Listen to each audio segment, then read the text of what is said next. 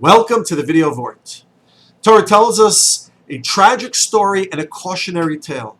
When you read the psukim, it might not be the cautionary tale that you think of at first read.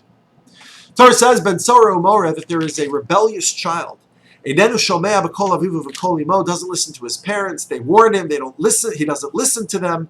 Mother and father grasp hold of him and yank him to the Beis Din, who will render a harsh judgment, give him the death penalty. Now, the Chazal tell us that the rebellious child, lohaya, never happened, never will happen, but there's an important message to be gleaned by studying the story. So what is the important message? It seems to me there's a curiosity in the psukim here.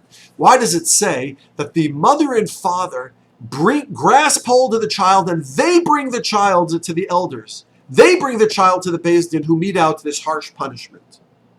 I think the answer can be found a few psukim earlier in the Sedra. Torah says,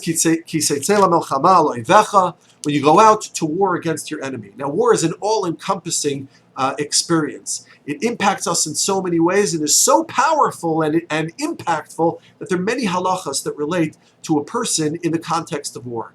But war is an overpowering and overwhelming experience. What the Torah is telling us here is that the Ben Sora Mora didn't come to being in a vacuum.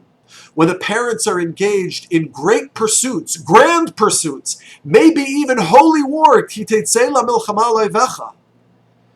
the expense of the time allotted to children, it is no wonder that the child becomes a Ben Sora Umora. The child didn't happen in a vacuum.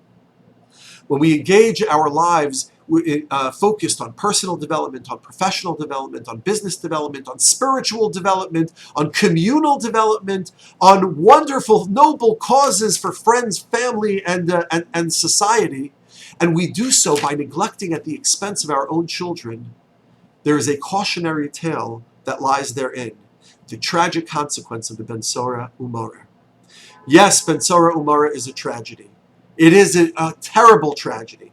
And we've all seen Ben Sora Umora on one level or another, if not precisely the technical Ben Sora Umora of the Chumash. But inasmuch as we find the children who leave our tradition and leave the ways of their parents and refuse to listen to the teachings of the generations beforehand, that is a tragedy. But the cautionary tale lies in for the parents and the elders to invest the time, the effort, the patience into our children and to the next generation. And while doing so, we not only strengthen all of the communal and noble causes of our community and our families, but we also ensure the future of Klal Yisrael. Good Shabbos.